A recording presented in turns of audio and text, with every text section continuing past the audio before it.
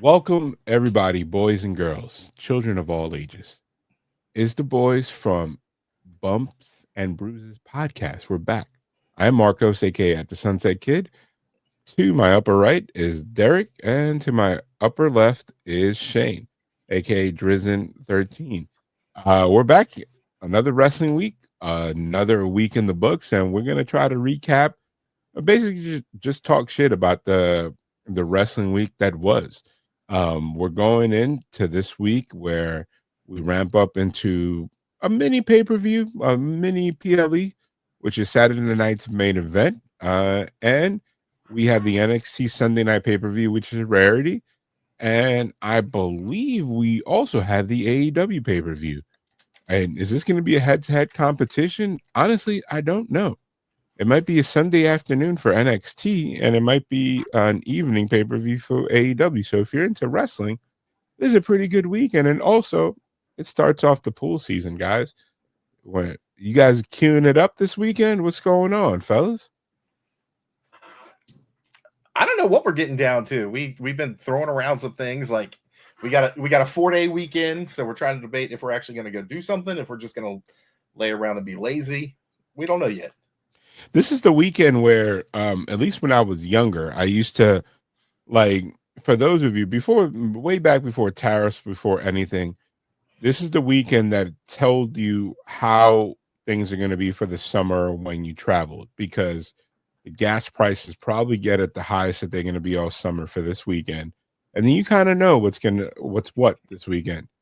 Because I think in the mid 2010s, around there, we used to have like issues with gas pricing, and so that's around the time I started 100% driving and doing stuff. So the price per gallon gets crazy around this weekend. I think a few years ago in New York, it was like $6, and I think in LA it was like $8 at some point.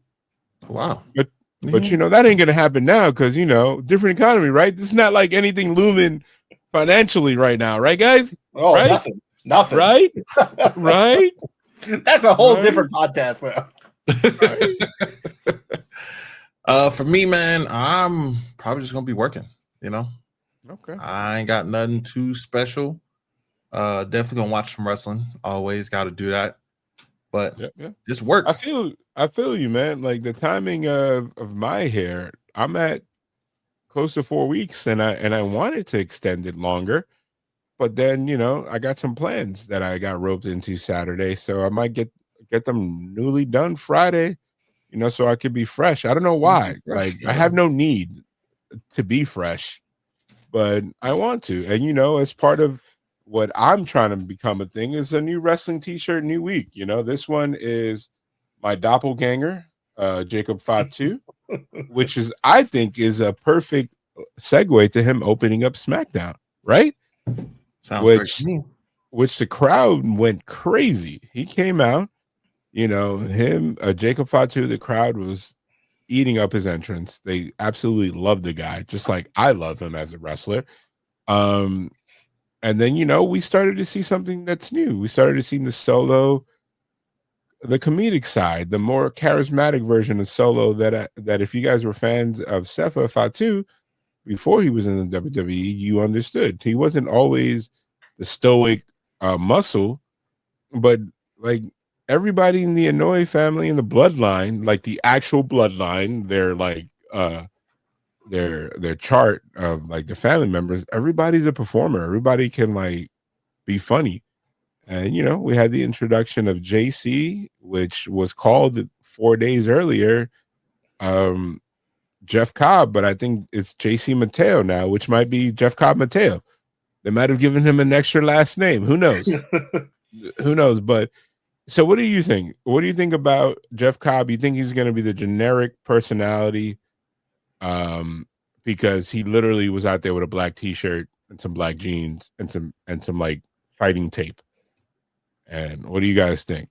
What was your overall thoughts on this joint right here, this opening segment? I definitely thought it was interesting because, as you pointed out, they'd already called him Jeff Cobb when he debuted. They said, "Oh, that's the biggest free agent. That's Jeff Cobb." And for them to switch up and be like, "Oh, it's JC Mateo" a week later, that was like some Viking Raiders, Viking Warriors, Viking Experience, Viking. They didn't know what to do. Yeah. So reminiscent of a bygone era and a bygone owner, where we're getting those name change ups for no real reason other than to be like, oh, we need to be able to market your name differently than what it already is. But he's where he is because of his name.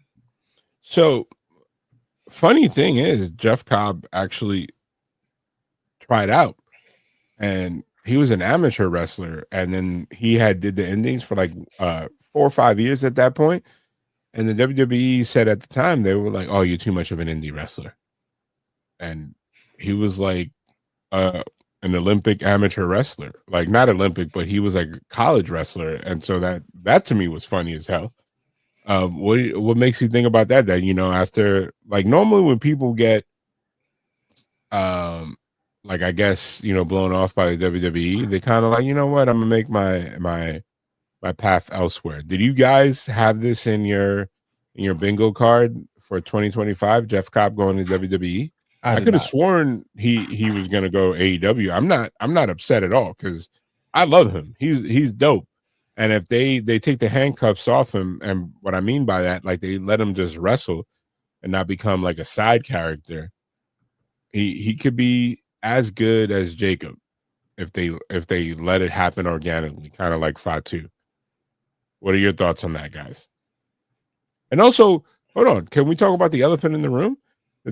I know Jeff Cobb throughout his Indies career and New Japan, they build him as being Hawaiian, but he's actually Filipino. And they're kind of like hinting that he's part of, the bloodline, but he's more, Filipino, a completely different culture. Different set of islands. Yeah. I mean, they did that with Yokozuna. Yokozuna was Samoan, and they portrayed him as Japanese. I'm going to be real upset for a second that you said Yokozuna. You know what I mean.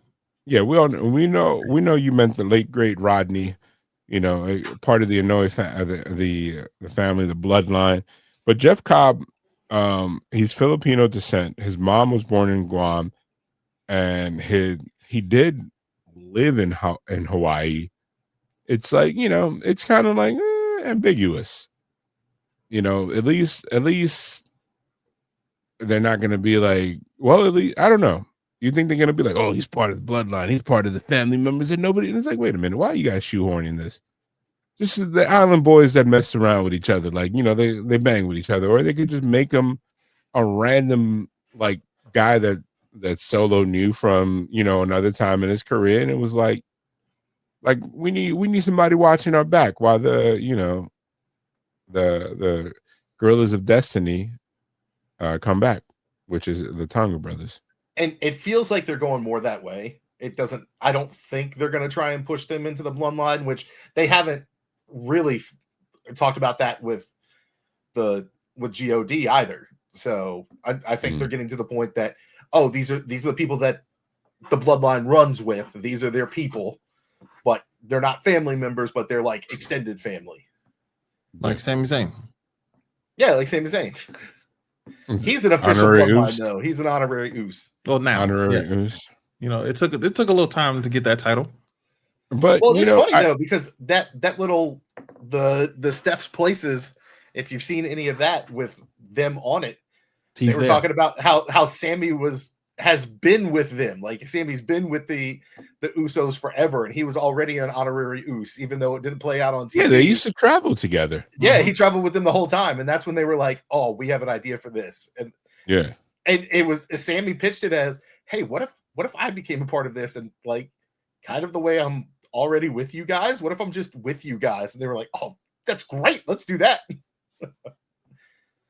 Very good storyline back in the day. I honestly am happy that we get to see this possible matchup. For those of you that haven't seen Jacob Fatu versus Jeff Cobb, just go on the Google machine. You'll see that they had a couple matches in MLW.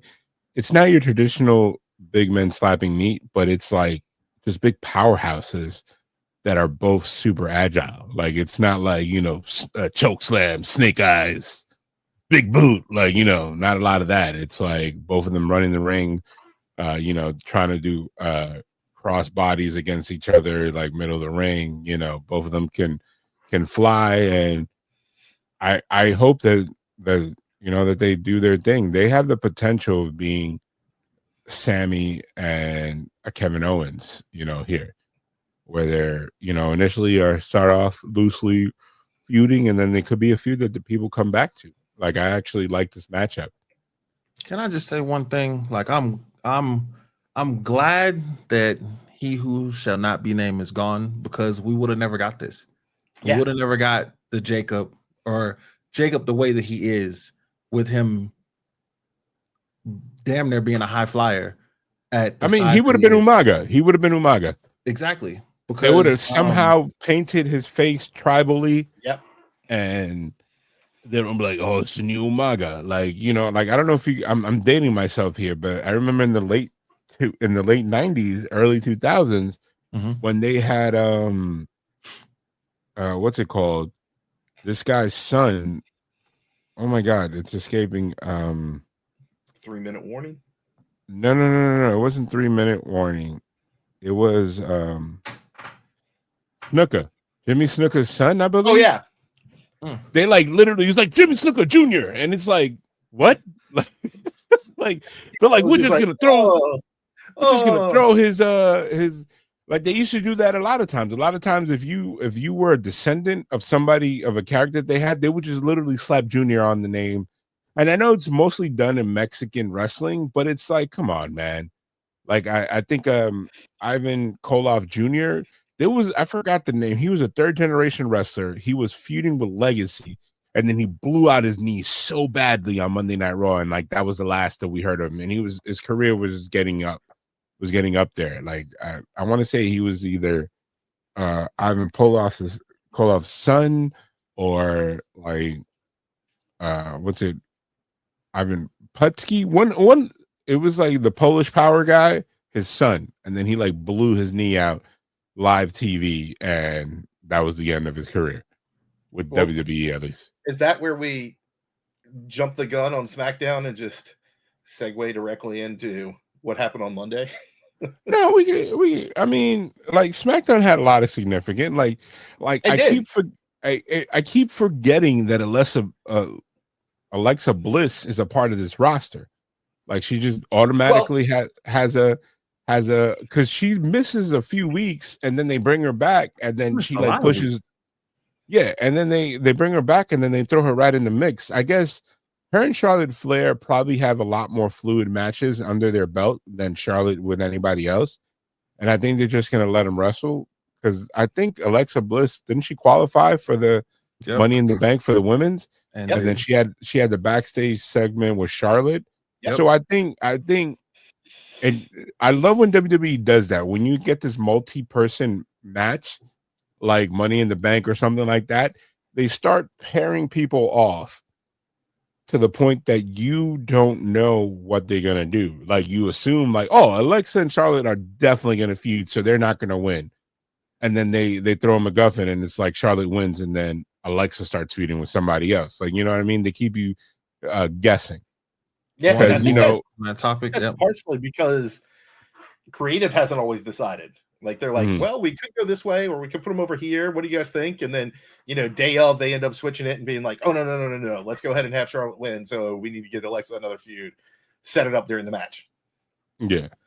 And like, I have a lot of expectations for this Money in the Bank. Like, I think they might get a new superstar out of this. Like, I don't see an obvious winner coming out of the men's. Do you?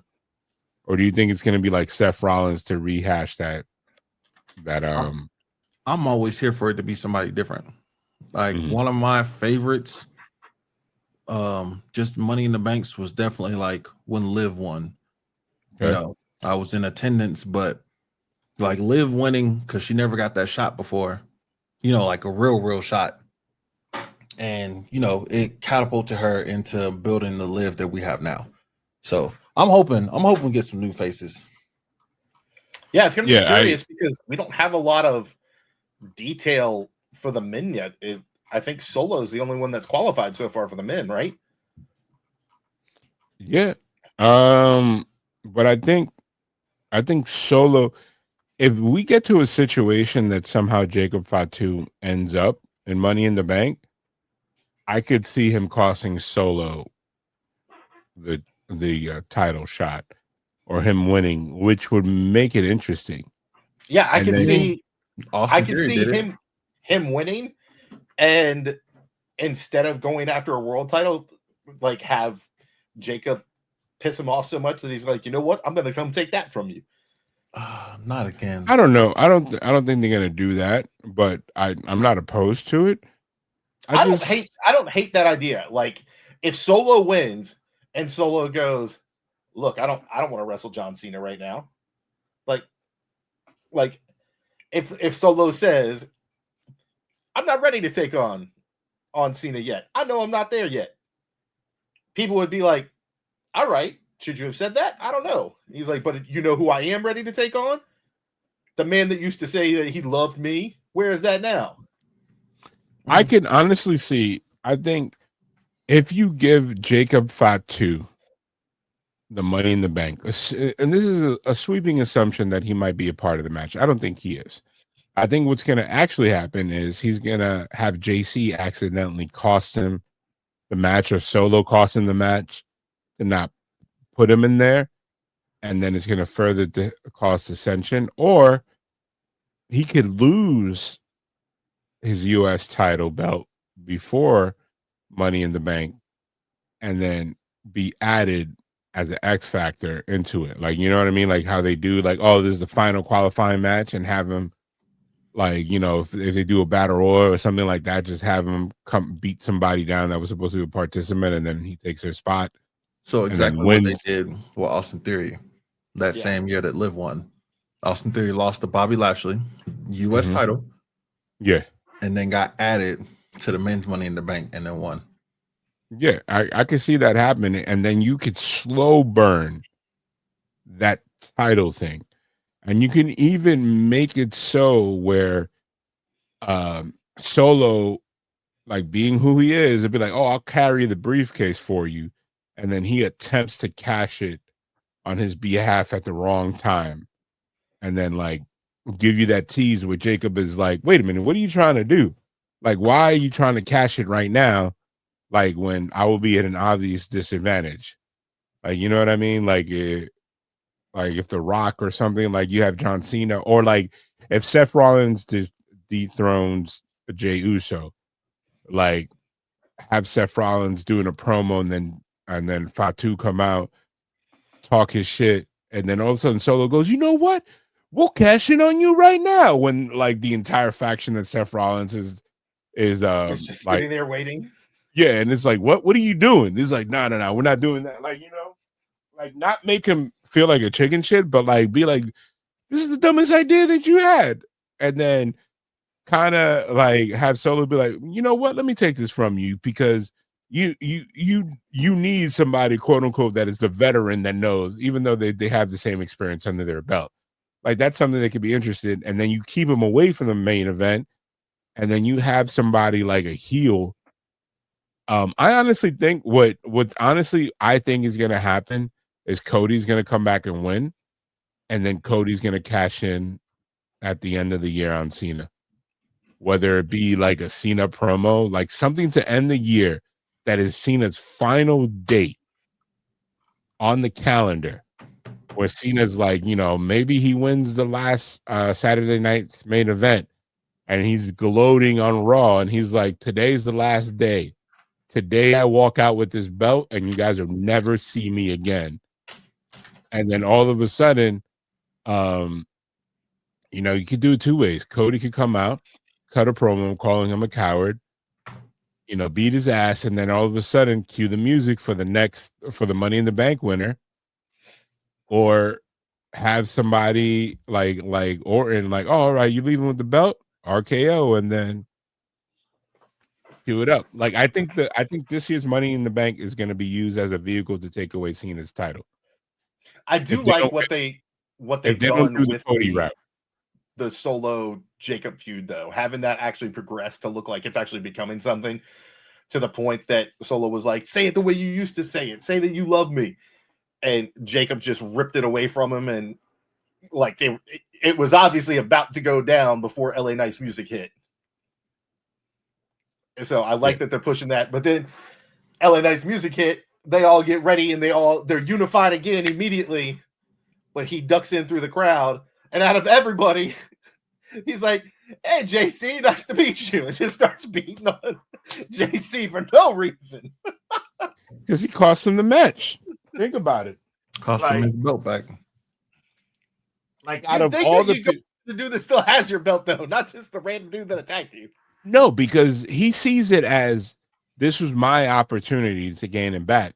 Like everybody else in that feud is not involved in that feud directly. Like, you know, Drew McIntyre just wants a belt. You know, Damian Priest wants a feud with Drew. LA Knight is the one that's involved in that feud, like heavy. Like, you know, that's his belt in his mind. Right. So I could see him like being pissed at that. Like, you know, basically it's just for me, the tough part is it's an obvious pivot away from LA Knight being in that title picture. Yeah, but I think he's gonna still be involved. But I think the title run is gonna end with that's gonna coincide with the culmination of the feud between Solo and Jacob. Yeah. Like I think it's gonna be something stupid where like he's about to like help Jacob beat LA Knight, and then Solo's gonna like do a blind spike and it's gonna hit Jacob, and then LA Knight is gonna steal the win, and then Jacob's gonna be like, not Jacob, Solo's gonna be like, you know, I did it, and then it's gonna be one of those spots that, you know, when the crowd is like cheering and he's like, you know, checking behind them and he's like, oh, you're angry at me, and then right. And then Fatu is gonna like beat the crap out of him, and that's what's gonna end up being the thing. You know what I mean? And then they're gonna feud for a long time. I think this feud is gonna carry the summer, at least for them two. And I think does Jacob Fatu have a match on Saturday at all, or no? I don't as of right now, I don't think so. So I don't think they're gonna have one. I think and Money in the Bank is gonna be not the blow off where they officially ignite the feud. Like it's a lot of teasing, and I think it's gonna be on a miscommunication. So, what do you think? You think it's gonna be a straight up Fatu? I mean, Solo turning on Fatu. I think it's gonna lead to a communication, and then Jacob is gonna blow up on him. Yeah, I think it's gonna be continued, you know, evolution of what we've seen so far, where Solo tries to boss him around and Jacob's like, nah, I'm not that man anymore. And it won't be Jacob like putting him down, it'll be Jacob standing up for himself and being like, yeah, nah, fool, yeah. I'm not getting pushed around like that. You might have been able to do that with other people, but you ain't doing that to me. And then just going ham. Yeah. So what do you guys think so far about this Fraction DIY? Moving on to a little bit more, like, of course, we had the qualified match, and I'm not going to really spend too much time. It was a vehicle for Alexa Bliss to win. I think it furthers the Mi Chen Chelsea Green feud. Like there's certain matches like this, like logically, if you think in wrestling math, it makes sense. Yeah, like and I've been a Bliss fan for a while. I know she's gotten hate, people saying she doesn't wrestle well. I like Bliss. She entertaining, and it is interesting that she kind of has catapulted right back up the roster. But I don't mind that at all because she's 3, 4, 5-time champ. So I have no issue with her being right back in the title picture because she kind of should have been. And I think the company kind of dropped the ball on her coming back more so than she did. So I like it. So what do you think? So outside of that obvious, result, that Fraction DIY match was gangbusters. Absolute work. Leaps leaps and bounds. SmackDown has had like it reminds me when the Usos were like only on SmackDown. Like SmackDown has always had a reputation of having the better tag teams. Yeah, we've been talking about that. No disrespect to the New Day, but I feel like now that they're down one less team because now that Austin Theory like kind of like betrayed what's his face, they don't have a partnership.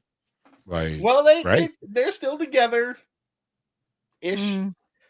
It's coming. The breakup hasn't happened yet.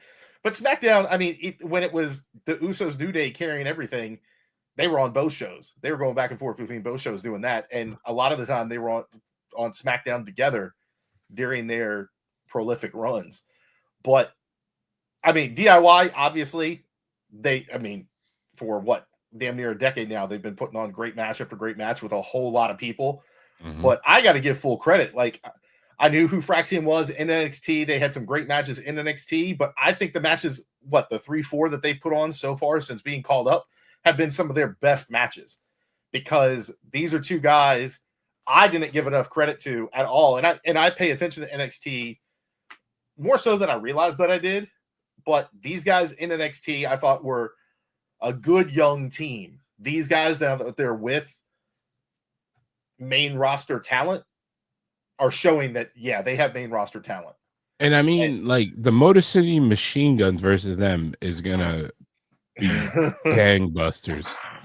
And I think another big match between them and Street Profits is going to be huge. Yeah, and I also like right after that segment, they confirmed that Jeff Cobb is now JC Mateo. Which is weird that they called him Jeff Cobb. That could have been an audible, because wasn't that who called him Jeff Cobb? Was that not it was Michael Cole. Yeah. So, it could be like whatever, and then they had their change of heart. I don't know, because it's like Jeff Cobb, like just leave him as Jeff Cobb. Who knows? They might change him, because WWE is weird with names. And then I also like the Aleister Black or Carmelo Hayes feud. What do you think about that? I like that a lot, and I think what they're doing with Miz in the mix as well, I think that's going to go over well. He's like, he could be a stooge manager, like, you know what I mean? Like he has like they have a built-in story. He could be like, I am a champion, so now I know how to manage champions if he decides to retire from the ring.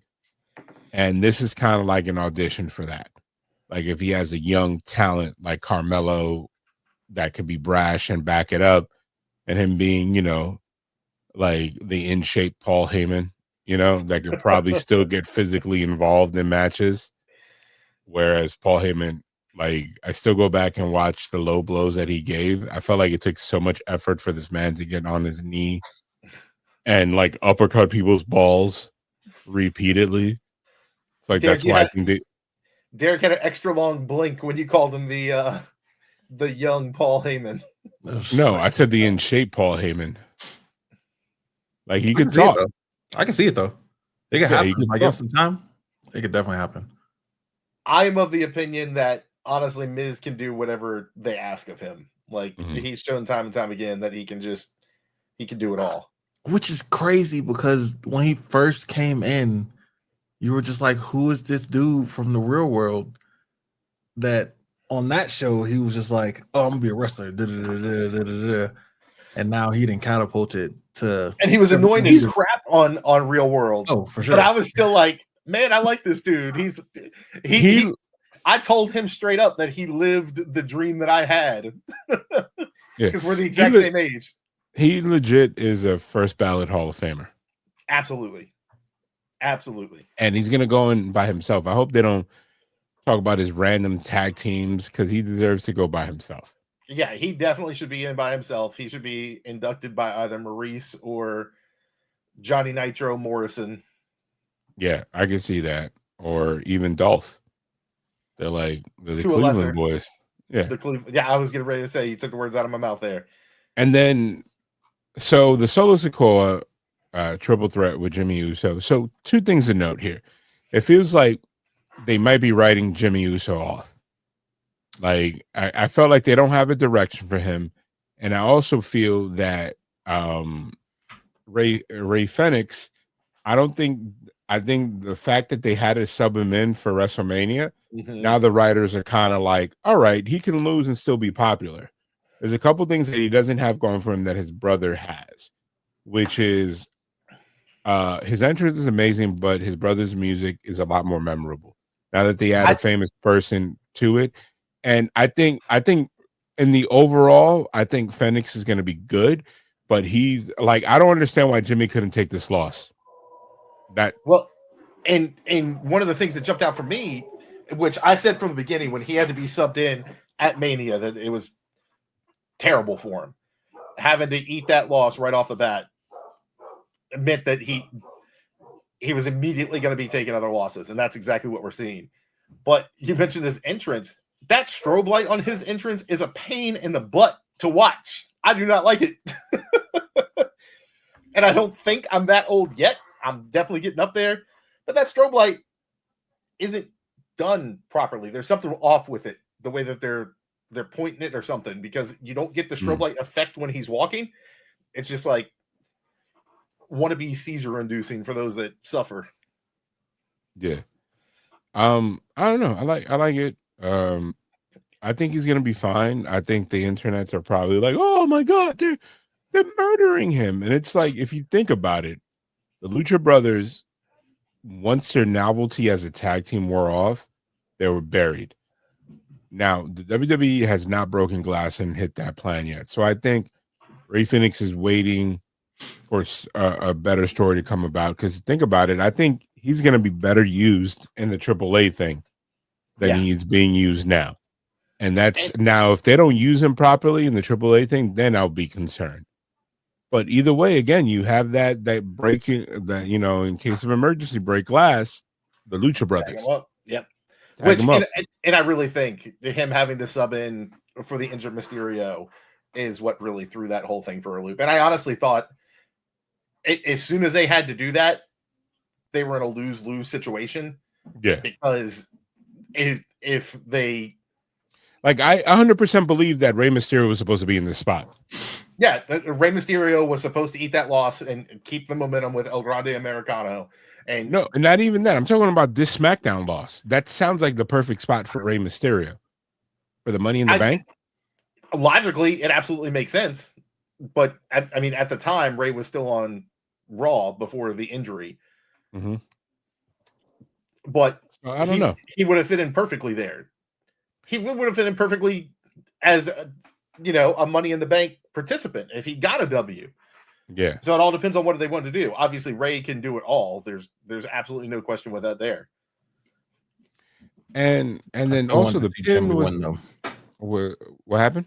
I said I still want to see Jimmy win. I'm not gonna lie to you. I was honestly surprised, as surprised can be, when Solo was the winner and it wasn't Jimmy. It didn't make sense. I think that they don't have a clear direction for Jimmy. I think that's why we're at right now. And it's not necessarily a bad thing. I think that since they're not doing the bloodline thing, and I think injuries have caused certain things, I think Jimmy will be involved in that Jacob Fatu storyline at some point. The Jimmy thing, though, the biggest, he just seems so forgotten in all of this with the rise of Jay. Mm-hmm. And he's one of the ones that you could have, I think there was a whole lot of storyline possibility that if you put him in the Money in the Bank, even if he wins Money in the Bank, I think there's even more storyline potential there, because even though they've kissed and made up, if you will, he could look at Jay and be like, oh, I can fight my brother for that belt. And they can tease that all they wanted to.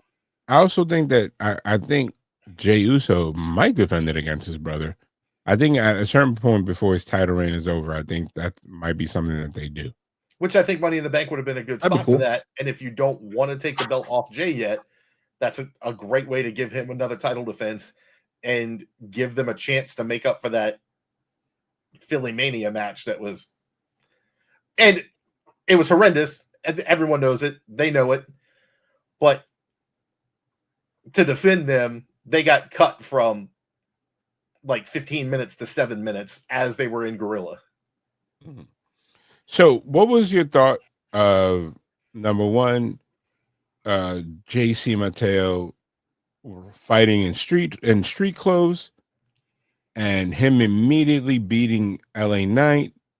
You know, like what do you think about that? Like, I felt like it's a weird calling because I don't know, man. And it's like going back to the name thing. I got thoughts on it, but I'll let Derek go first. So I can't lie, I don't know too much about Mateo. So that's why, like, as y'all bring him up, I'm quiet.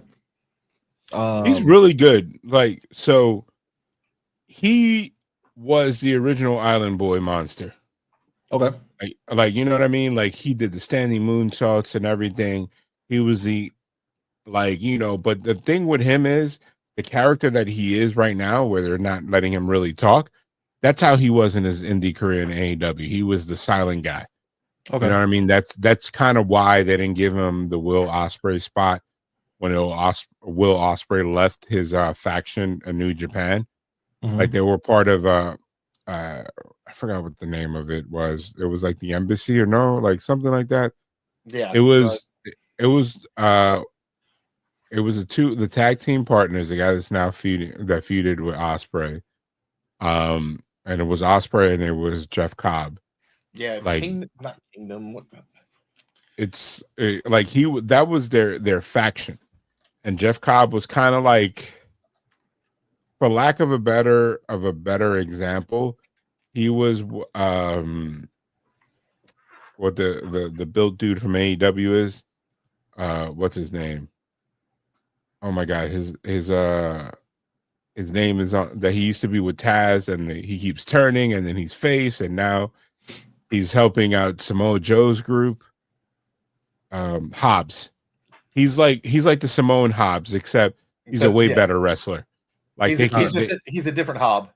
Yeah, like, he's very silent. He doesn't have the charisma anywhere near the charisma that Jacob has. His whole thing is he's really in good in-ring worker. What was the name of that? It's a United something. United Empire. And like, he was the enforcer. Like, he plays the Solo Sikoa role well, except for Solo Sikoa, when he was in the Bloodline, they took away one of his strongest suits, his mic skills, which now he's, showing now. He's getting back to yeah. And, I honestly think, like, what did you guys think about the main event, Stratton versus Nia Jax? So I got thoughts there too. I'll hop in first on that one. Oh, well, I liked it. Quickly, before we move on, I'm going to stop you real quick for a second, because the JC Mateo LA Knight match, I don't think it was good for either one of them. Yeah, it was. Knight had a loss. I keep on trying to get JC Mateo. Cobb didn't come off as a monster. Like, he looked strong, but he didn't look dominant at all. It's not the way that we saw Jacob just destroying people when they first came in. It's not the way that we saw Cobb come in a week ago. So when Jeff Cobb came in, he was destroying LA Knight. Oh my gosh, this powerhouse. He's the biggest free agent that there is. We're so shocked that he's here. And then a week later, he's getting an 8-minute, knockdown, drag out fight that he's not dominant in. It should have been like a beatdown. It should have been like and it doesn't even have to be a squash, but it should have been like a DQ. Yeah, like, he should have like taken him outside, and then it's like, oh, JC is he's not even trying to win the match. He just, like, wants to hurt LA Knight. Yeah. You know what I mean? Like, and then have LA Knight kind of like escape, or have him, like, you have him take him outside. LA Knight misses or something, does something, and then Cobb comes out and just starts whooping his ass. Like, or that's even honestly, I think it could have been stronger if LA Knight steals a victory and you have Cobb out of the gate eat a loss, but then after that looks shocked. He looks over at Solo, and Solo's like, don't let that happen. And he goes in and just beats the crap out of LA Knight. Yeah, it could have been so many things, but it was a clunky match. It looks like the guys never worked with each other, and that's what it was. Or maybe the WWE took a gamble on a guy that for some reason AEW was like, we're good, because he got brought in during the pandemic by AEW as an enforcer for, I think, wasn't it for MJF? Yeah. And then they never brought him back. And like something that kind of, it does reinforce some, IWC hate. One of the biggest knocks that you hear about LA Knight is that he has to work with the right people. Mm-hmm. And if he doesn't work with the right people, it exposes some of his flaws. And I think this is kind of an example of that. And I like LA Knight. I liked him as Eli Drake. I was never a huge fan of him. His mic work is top notch. Even if he's stealing phrases from other people, as he's been accused of, he does it well. And it doesn't make it seem like I'm just listening to rehash stuff. It makes it seem like he's doing authentic work. And I'm fine with that.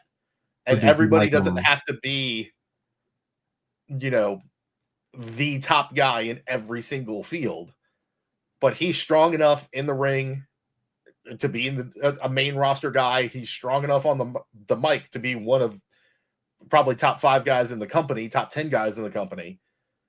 But a lot of the IWC hate that he gets is that he has to work with the right people or he kind of gets exposed. And I think this is probably an example of that. And I think it did both of them a disservice. Yeah, did you like him as Max Dupree, though? I'm just curious. His mic work was fantastic. His character was horrendous. He should have not been a manager. That was stupid. That was really stupid. I don't know especially since he has the look. I just think that he's an example. Unfortunately, he's traveling down this line, whereas like WWE might be missing the boat with him. I mean, and I don't even think it's him. I just think it's a timing thing. You know what I mean? Like, you guys remember when what's his name? That he's now the NWA champ. What's it called? EC3. It's like some people just don't fit, or there isn't a position for you right then and there. Yeah. Well, some people it's one of those things where it's lightning in a bottle, and if you don't cap it, it gets out. Yeah. And when LA Knight wasn't the one to take down Roman Reigns, I don't think you can ever get back to the level that he was then, because the level of over that LA Knight was when he faced Roman Reigns for the title, I don't think he can ever get back to that point. He was the hottest. But they should have never. He was the hottest person in the business. Yeah, and then it's like I think it was also timing.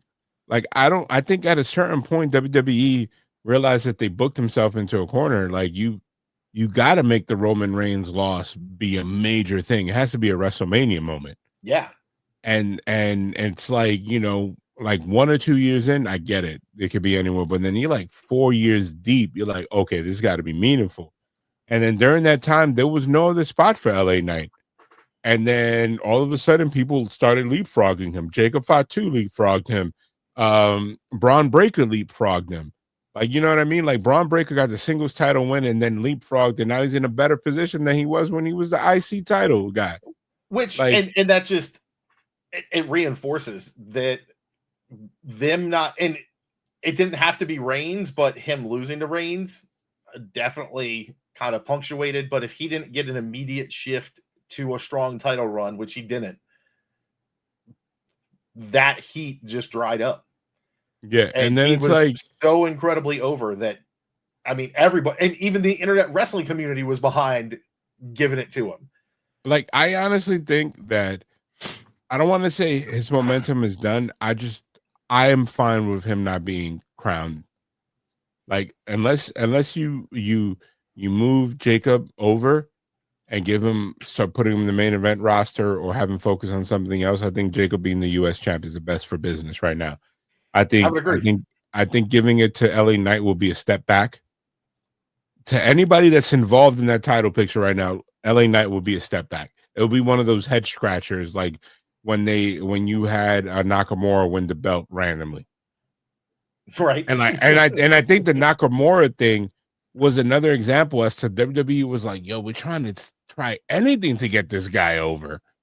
And it's like it doesn't hit anymore. I'm sorry. I'm not an LA Knight hater. I just don't think he's that great in the ring.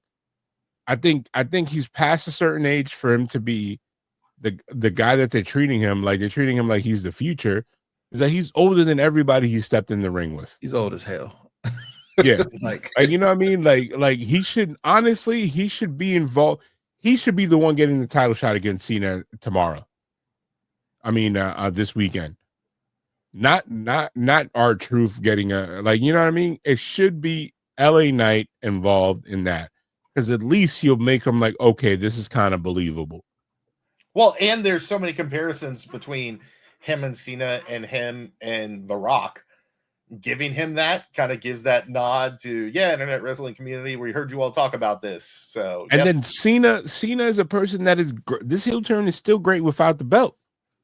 Right. Like, again, like I keep using Cody as the tool, but like you could have LA Knight come out, and that is more believable than the R-Truth situation. You sub R-Truth out, and we haven't even gotten an official match if R-Truth is actually going to face him.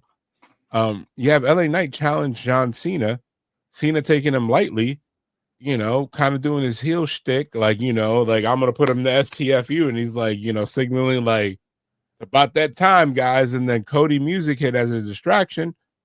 LA Knight gets up, cements him as champion, and then LA Knight drops the belt at Money in the Bank or whenever. You know what I mean? Like, that is very easily bookable. You give him the you test the temperature with him, you give him the crowning moment that he needs, and and then you could honestly you could have him move away and be like, oh, have John Cena trying to feud him, and then there's so many things you could do, because John Cena is he's not vulnerable like a Jey Uso right now. Like, you can't take the belt off of Jey Uso right now, because then that'll basically, you'll never beat the allegations of you don't want him to be a champion anyway. Right. John Cena can go without the belt as long as he gets the belt before he has a major title shot. You know what I mean? He doesn't need the belt right now. Like, he doesn't at all. And you giving somebody like LA Knight in this position, but it's too late. LA Knight cannot credibly challenge John Cena right now. Right. Like, you just lost all that momentum by him losing to JC in a sloppy match. That wasn't even the main event. Like, speaking of the main event, Nia Jax and Tiffany Stratton. Let's go back. They ran it back. They ran back a match that obviously for both of them, it was a match that made sense. WWE wanted to establish, wanted to get the stink off of Charlotte Flair feud, put it right back with Nia. Give her a mid-title match, like off of SmackDown, make SmackDown feel special. I just call to question as to why involve Naomi and Jade in this. Are they going for a tag team match? Are they going for a four corners match? Like, two of these people do not belong in the title shot, and unfortunately, it's Naomi and Jade. Right. Because they've done fuck all for this. Like, just coming out and saying she wants a match, that's not enough to be involved in the feud with the champion. Like, Stratton should have won clean and then move on to somebody else. But now I assume that they're going to be lumped together in some way, shape, or form, because this is like the third week in the road that these two women have interfered in the title picture. And it's making the champ look like a co-star or a supporting actor in the feud. You know what I mean? I think it's a way for them to shoehorn that feud in where they can get it to the most eyes and not have it overshadow Money in the Bank, because I think a weekly title defense isn't as big as a pay-per-view setup in creative eyes. And I think, honestly, Tiffany is in a holding pattern. I think she's waiting for whoever's going to win the Money in the Bank, and that's going to be her proper feud. But Derek, you said you had thoughts on this, and I interrupted. So what were your thoughts? Oh, y'all done shit it all over all those, so it's all good. But nah, No. What were your thoughts? all in all, good match. All in all, it was a good match. I liked the little backstage segment before the match started, with Nia in the back stretching and Naomi being in the back kind of lurking. I feel like if Naomi came out and cost the match, I mean, it throws her into that as well. I feel like she ain't got the love that she deserves since she been back. You know what I'm saying? Especially with the way she went out the company for what, 2.5 years ish. So, like, I don't know. For me, Tiffany Stratton ain't gotta have a belt, or Tiffany Stratton ain't gotta have a belt. I'd rather see it on other folks. I feel like she just came in from NXT and kind of got the push, but that's what the company I feel like does. I think at this point she's arrived, dog. That's just my opinion. Like, yeah, I gotta. She I got gotta the push politely because- disagree. I think she got the push because the crowd pushed her. Like the whole Tiffy time when that would hit, the crowd. I mean, the crowd pushed Jay, and he lost how many times to Gunther? But he has the belt now. He didn't win Money in the Bank though. They didn't give him, the quick cash. They put him in the title picture for months before he won it. So I'd say that gives more credit to who they believe Jay is versus Tiffany. Because if you're in that title picture and you lose, and then they let you run it back and you lose, and then they let you do it a third time and you finally get the win, they're showing how strong you are to persevere through, how much the fans love you. With Jey Uso lost to Roman. One of the best matches Roman had outside of, Cody winning, and KO, which KO definitely should have won. KO was a good one. KO was a good one. Especially It's when he again like, am I the only one that felt like those feuds were there for the purpose that they did? Like, well, and let's like Roman, we would have not had the tribal chief if we didn't give him these wins. Well, and let's give Roman some true credit here. Like the KO feud, remember when it was? I think he beat him by handcuffing him or something. Yeah, that was like a last man standing match. Yeah, that was like less than a year into his reign. That would have been dumb. We would have not had the tribal chief. We would have not had the bloodline. Like, I'm just saying, certain feuds you can run back. And and to credit where a lot of people don't want to give it credit, especially for that, dominant title run. People don't want to credit Reigns for what he did during that run. A lot of people do, but there's also a lot of people that don't. And obviously, he did it with top talent, but one of Roman's best matches, Kevin Owens. One of Roman's best matches, Jey Uso. One of Roman's best matches, Cody Rhodes. Like, he kept having, that was one of Roman's best matches. Oh, that was one of Roman's best matches. It's because Roman was putting in the work to make these matches great and putting in the work to build these feuds. He had an amazing match with Logan Paul before Logan Paul was even wet behind the ears. Yeah, Logan came in and they're just like, we're going to throw you in here in Crown Jewel and let you. Yeah, because that match didn't make sense, but it was amazing. Good ass fucking match. I can't lie. Yeah, didn't make sense. Everyone knew that Logan Paul was going to lose. But it still looked good. It was still a good match. Like, think about it. I think the only misstep in the Tribal Chief storyline was to give him both belts. They did not need to unify the belts. He could have kept one belt and then presented him, and then they put him in a conundrum where Raw had to come up with a belt that people immediately called the second class belt. Like, you know what I mean? They could have easily been like had a double DQ or smosh finish for any of the times that he tried to unify it. It could have been the thing. It could have been the one thing that the Tribal Chief tried to do throughout his 4-year reign, and then have something that he culminates right before he faces Cody Rhodes and doing it. Like, you know what I mean? Like, once a year, Reigns is going to try, like, at Survivor Series or whatever pay-per-view that you haven't faced the other champion, that he's going to try to win. And then, like, whoever that champion is feuding in, or whoever Roman is feuding in, always calls it the smosh. But then, like, you finally have him beat the allegations. Like, you know what I mean? And then you would have kept him undefeated. He would have still had the same record. He would have not held the belt hostage. You know what I mean?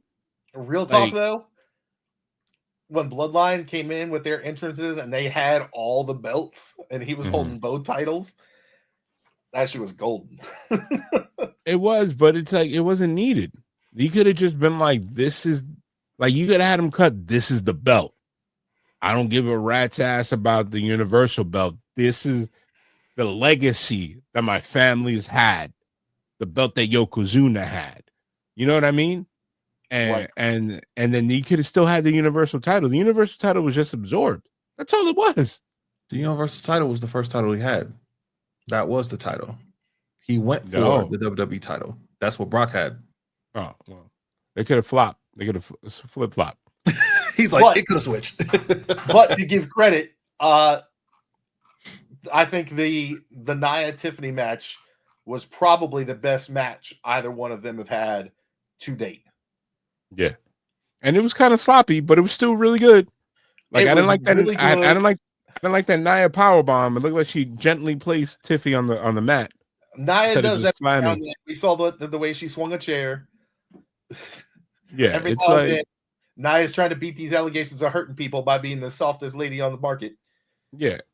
And then, that's a great way to end SmackDown. And then moving quickly along, because I know some of us had time constraints. Raw. Raw opened up the way Raw has been needing to open up with, wasn't it, Logan Paul coming out, getting like heat. Like, it's a mixture of like, we hate you and go home heat, but not in a bad way. Yeah, I don't know. Like, I don't know. It's like, and then of course you had Gunther, which I don't know what they're doing there, but he cut like a tweener promo where he's like, this is business to you, this is my life to me, this is personal. And then Gunther, I actually like that portion a lot. Like, yeah, for him to be like, oh, we're both bad guys, so we both want to beat up the guy that's in the ring right now. At the same time, I don't really respect you, and I want to beat you up too. yeah. And then it pushes home. Shout out to the Phoenix Raw, which hopefully I'm going to be at. That's going to be dope. And you got Jey Uso, who kind of was pretty cool in that spot. I don't know why they have him covering himself up now. I don't know what's going on with the t-shirts. He's now not wearing his merch. Isn't this the second time in Raw that he doesn't have his merch? He's just wearing the sunglasses. I guess he's in between. Well, I think he's worn it like part of the time and then doesn't have it on other times. Yeah. So maybe they don't want to go through too many shirts. Okay. But he that was a great opening segment for Raw. And then they kind of, WWE has this weird thing where they're trying to give you exposition before. They're like, oh, Roxanne Perez on the internet, they were like, she signed to Raw, but Julia was mentioned like 19 freaking times that she was signed to SmackDown on TV, which was funny as hell to me. Like, it's no knock. I just these are just observations that I think I'm like, what is this about? But I honestly think I like the fact that they got separated. You don't need a women's tag team. They're both amazing singles wrestlers. And I think Roxanne Perez fits the molds for Raw. And I agree. And I think Julia fits in really well with SmackDown that needed needed some boost from some elevated talent. And I think they Julia gave needed us to do that. And then they gave us, to open up Raw, a match that we didn't deserve as fans. We got the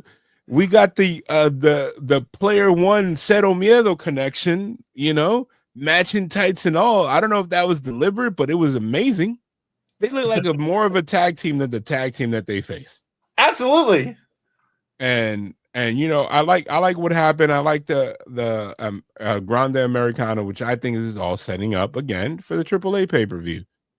I think this is amazing. I do like that they're giving AJ Styles some sort of feud, that they removed him from the Logan Paul and the Karrion Kross thing, that it's kind of like, all right, we're gonna see that. But what was your thoughts about the Roxanne Perez getting her win? I think Natty Neidhart is at a point that she's the what's it called, the Dolph Ziggler of Raw. Yeah, where, she's the active trainer on the roster. yeah, She's like, you can put me in any match with anybody. It'll be good enough to be televised. I'm happy coming here, do what I do because my husband's in the back. And as long as you keep me, I'm happy to do whatever you need, which having people like that is fantastic because she's also the consummate professional. You know, when she was younger, you heard some rumblings in the back of some jealousy and things like that. But these days you only hear good things. And now she's an ambassador going to other shows, doing other feds and doing indie shows. And kayfabe slapping people across the face. Just slapping fans across the face. Yeah, and that was, in my opinion, storyline. Else she would have not been on Raw the very next day. Exactly. So we also get a series of, like, I think throughout the night they showed Jey Uso in the back, and it's like Sami Zayn is not beating the allegations. The positioning that they had last week, now the segments, he's like, "Hey, Uso, I got you." Like, he's gonna be the third man. It's like, who's the third man? Who's the third man, without a doubt. And then, then we get, what is now the tag team version of Dolph Ziggler's. You get Sheamus, needs a fill-in program before he moves on to somebody.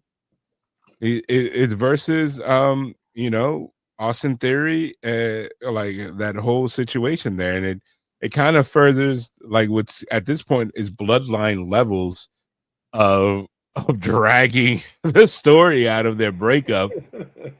Like, it's to the point that, like, when it actually happens, I'm like, I don't even know who to root for. Like, I'm gonna be real though. It is real obvious that Sammy is gonna jump, gonna do the turn. He's gonna be that third man. But damn if I don't want it to be Austin Theory, but damn if they're not pushing him as a face right now. But it's like, you don't know. Like, it's funny because I honestly don't think Grayson Waller has done enough on singles for me to believe anything. Austin Theory, I feel like he's the one that's being held back in this tag team. Like, I don't know. What do you think about that, Derek?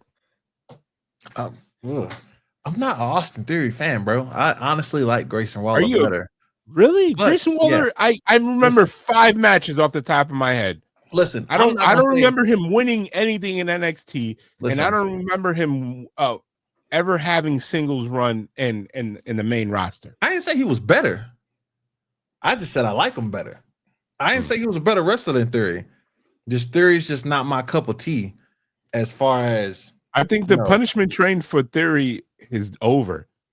Like, I know Triple H, like, I felt like they booked him into the ground because he was such a Vince favorite. And I think he had to do that. He had to do that to show the boys that he's part of the boys. You know what I mean?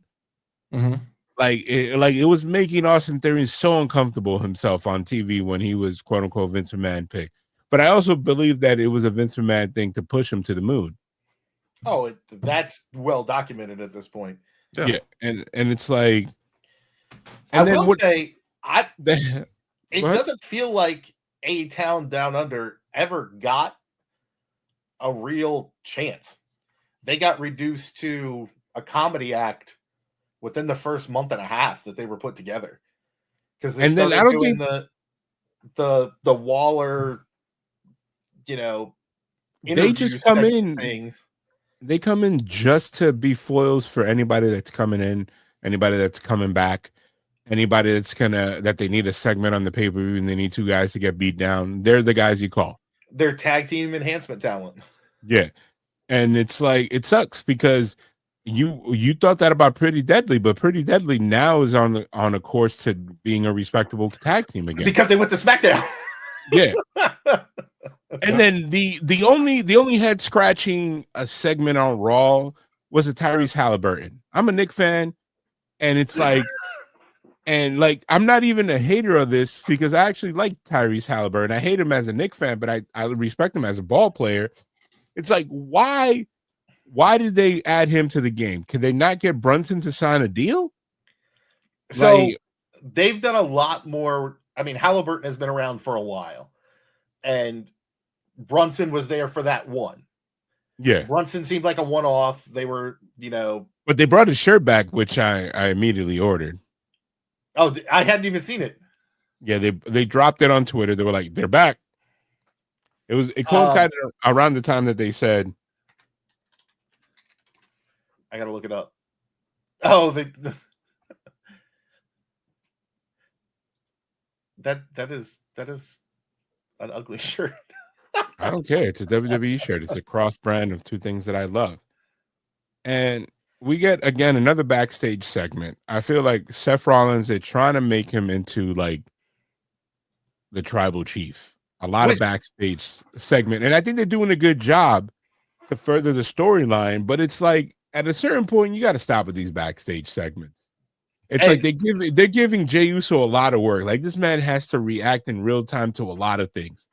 His hand is involved in like 7 stories right now in Raw. Like they keep trying to associate him with Seth. He has Logan Paul, he has Gunther. Like it's like they're inadvertently making him seem like he's a lone wolf on Raw. Whereas like before he was a champ, he had so many friends. And now it's like I think it's still kind of that way, and we saw that towards the end of the show. Mm-hmm. But they're also, let's be real, raise your hand if you think Logan Paul is going to take the belt off of Jey. No, that's why if he gets a title shot at a major pay-per-view, I 100% believe he's going to win.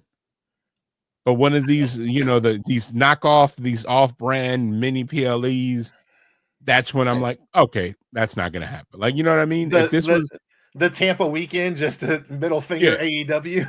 Yeah, like, like if he was getting if this was like SummerSlam and he was challenging, I'm like, oof, I feel bad for Jey. He's going to drop that belt. He's going to drop it. But like, I believe that anybody that goes into Saturday night's main event, with the exception, and I'm going to call it here, you guys might congratulate me again, of the last one in Boston, I don't think there's ever going to be a title change. That's just my opinion. And I think that's on purpose, because the Saturday night's main event, the reason that they were like quarterly in the WWE in the 80s is because a lot of crazy shit happened. Like stuff that was like legit.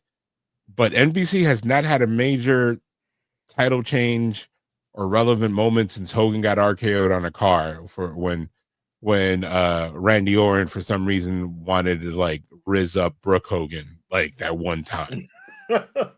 That was Legend Killer gimmick still though, right? Yeah. When Hogan was wearing that crazy MMA fighter the shirts back then that people used to rock. You know what I'm talking about? The Tom Hardy. Yeah, not Tom Hardy. Yeah, is it Tom? Yeah, it is Tom Hardy. Yeah. Like that, it's like shit everywhere going crazy, and it's always like angel wings and blood spatter. Yeah, and a dolphin. So, all right, we got to address this match. The unfortunate match, like everybody in this match was in a poor position. Very poor position. It's one of those things that when shit goes wrong live on TV, you just got to roll it. They have the returning Kairi Sane, who I think was not going to lose. Had to lose because Zoe Starks blew her knee. And they made it from. I think she was going to lose. No, No. I don't think she was going to take the pin. I think. I think Rhea was going to win, but Zoe Stark was definitely in that match, so Rhea could pin her. Okay. I honestly, everybody makes more of that. The only one that I agree, like, why did they have to take that loss, would be Bianca at Mania. Why did she need to take that loss? That's the only time that probably in 30 years I've been like, why did that person in the triple threat have to take the pin? I don't think taking the pin is as damning as a lot of people feel it is, because it's a loss no matter which side you're on, and trying to go, well, I didn't get counted, is like the, I didn't get as many days in suspension as you or something. I don't know. A loss is a loss is a loss in my book. Yeah. If you don't have your hand raised, you still lost. nothing to talk about in this match. I think Rhea Ripley was always going to be in the Money in the Bank. And I Rhea think, pulled out that sweet ass, like falling drop kick when Kyrie came off the top rope. That was awesome. I also think that this like the ref probably communicated like you guys could do whatever, just this is the finish, and I think it allowed them to showcase to give us a better match, the one-on-one that could have probably been saved for later, and it's kind of like the same spot that Io Sky, which I think WWE fell in love with her all over again, is when she faced Bianca in Puerto Rico. It kind of allowed them to that everybody's like, wait a minute, she's really good. We need to use her more. And I think this is the matches like that is the reason why Io Sky is the champ. I honestly don't. I think the MacGuffin is going to be that Rhea is not going to win Money in the Bank. I 100% believe that's not going to happen. I think somebody else is going to get elevated. My dark horse is a Roxanne Perez. That's Really? I mean, since we've started doing this, we've been at it a little over 3 months now. And since we started doing this, all I've said is how impressed I've been with Roxanne Perez on the main roster. Yeah. Because everybody talked about the prodigy, how great she was in NXT, and I think she's only elevated since she's been called up. And I think with the Money in the Bank, I think with her, you could easily do something crazy. Whereas I think at a certain point, Julia is going to win the women's title organically on SmackDown, and I think they could do a callback and have Roxanne challenge her. Or pull up on her at a pay-per-view, and then boom, that's a feud that writes itself, and it's a revisit of the NXT thing. I was also thinking with their split, it could very easily cause neither one of them to win Money in the Bank because they take each other out. Yeah, but I think it's too soon for that. I think Roxanne is a lock for Money in the Bank. I can see a world where, not Nia, but I could see Naomi win Money in the Bank, and I think there's a whole lot of talent that could win, and we wouldn't bat an eye. I don't think we'd have anything bad to say about it. Like, I'd be fine. I could see a path for Julia, Roxanne, obviously. Like last year, Money in the Bank proved that you can make a star. Yeah, that's what Liv did. Yep. You know what I mean? So Rhea's already there.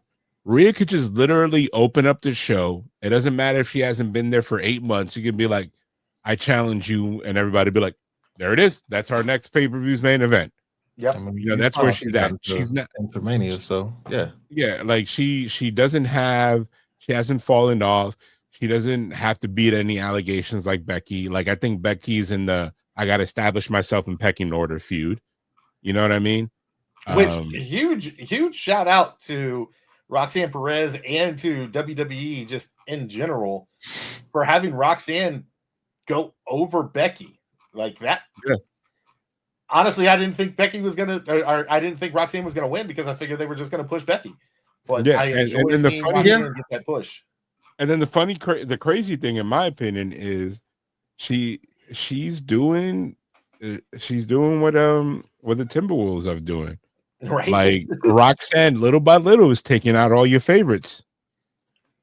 Like think about that. Like, you know what I mean? Like, the Timberwolves right now, and is like literally taking down every GOAT on the path to like he's beating every single allegation.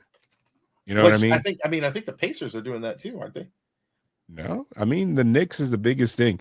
Like, what's funny now? If we switch to basketball, Paul Pierce. I knew what you were doing. Paul Pierce talking shit about like, oh yeah, whatever, Knicks, you're gonna get smacked by the Pacers. You beat an unmanned team. First of all, sir, Jason Tatum lost. You lost him 3 minutes left in the fourth quarter when the Knicks were up by 13. You were not going to beat them. So the Knicks were going to be up 3-1 against a full Celtics squad. You know what I mean? Well, come on. I don't think we can say full. Who's missing? Jalen has torn meniscus. That came out now, which is he played through excuse.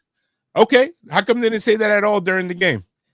because they hit it, which is why they're going to get fined. You heard, Okay. you heard this passion, right? So who going to the finals? Oh, the Knicks. Knicks are going to the I finals. don't even have a team in basketball. I just like basketball. First of all, I'm letting you know right now that Knicks and six. Knicks and 6, bitch. All day, every day. You know why I'm saying that? Because nobody talks about the fact that the Knicks limped into the second round last year and literally are on their 5th lineup and still took the Pacers to get 7 games. Like they folded, like literally Jalen Brunson had a broken hand. Hart had turned his ankle. Mitchell Robinson was gone. Like literally the entire starting lineup, with the exception of the additions, was not available for the Knicks last year. Harkenstein was there. Don't give me that. He was not their starting center.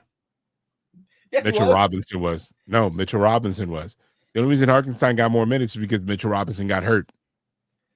I thought they were sharing up until then, and then No, Mitchell Robinson got hurt. They used to full... play together. But think about it now. We arguably are a better team than we were last year. Oh, well, yes. You have Karl Anthony Towns.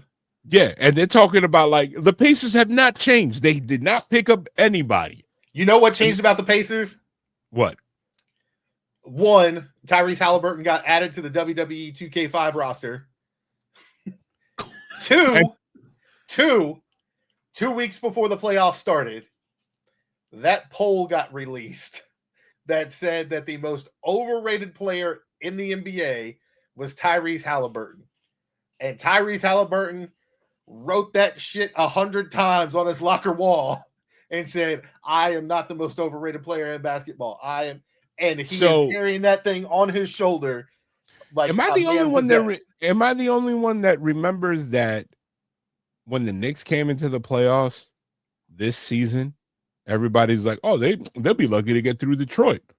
And then when they beat Detroit in 6, they were like, oh, so the Knicks go down in 5, maybe 4, right?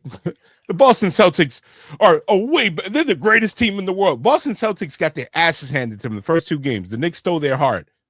And everybody's like, oh, the Celtics beat each other. Now I love the fact that everybody's like, oh, the Pacers, they're an incredible team. And then when Knicks win game 1, what's going to be the excuse? Well, the Pacers outshot themselves. And then when the Knicks win game 2, what's going to be the excuse there? Well, I fully believe, like, when the Knicks won game 1, I went, oh, wait a minute. Because Jalen Brunson is that dude. And it took a whole long time for the NBA to realize it. But Jalen Brunson is that dude. And then you take that dude and put him with his best friend in Josh Hart, who is spelled differently, but he is the heart of that team. Like, he's that guy that can, when things get tough, he's the jokester but he's the jokester that'll fly out of bounds for a ball and put his body on the line and do those things that makes you want to play hard. There's nobody hurt. This is what people don't understand. The Knicks are at full roster. Well, and then you team the 2 of them with their other the college teammate that they won a championship, and you get Mikal Bridges on the team, and then it's like, okay, wait a minute, and then, all right, we've got, DiVincenzo, and they're like, you know what, we love him, but we can get rid of him and some picks and get Karl Anthony Towns, who is arguably one of the greatest big men shooters that we have ever seen, over top and Tyree Maxwell, not Tyree. The Pacers center is not better than him. No, he's not better than him. And Brunson, you could tell he already could take Halliburton. And then you know what? If he doesn't even have to play him on defense, because that's why you got Bridges. And then you got Bridges and Hart, who are both tenacious defenders. Yeah, and then Hart, they had no answer for him last year. I think, and then you have OG the entire series, bro. You have the African connection. You have OG and Precious, 2 guys that you never had on the floor, and then you got Mitchell Robinson. So what the Knicks lacked last year, which is height and toughness, they got it in spades this year. I honestly think the only, and I might sound like a crazy fan, the only hurdle that they have is OKC. and the Timberwolves. That's it. I'm looking at the West. I'm not looking at the East. Yeah, do I think this game is going to go 6-7? The series is going to go 6-7 games? Yeah, but I think at the end of the day, to borrow, bring it back to wrestling, I think the Knicks are going to have their hand raised and moving forward. I think the Knicks have. Well, let's also stop it for a minute, especially for Marcos and I, because Derek's a little bit younger. But let's talk about the fact that it is a Knicks-Pacers Eastern Conference Final. They said John Starks, Reggie Miller, what? That's something that the 90s we were always expecting this, but for this to happen in 2025 is crazy. But the teams coming out of the West, whoever wins the East, be it the Knicks, who I like. Jalen Brunson went to middle school 5 minutes from my house. You know what? And I want the Knicks to be like seen as the guys that are not doing anything. That everybody's like, oh, Pacers and what? I want it because that's the chip that they come with. It's like, which I think they've got a real good shot of getting past the Pacers. But if they do, I think they will, whoever they face, they will definitely be the underdog to whoever comes out of the West. Because OKC, top to bottom, matches extremely well against the Knicks. But they're young guys. They should have not gone 7 games versus Denver.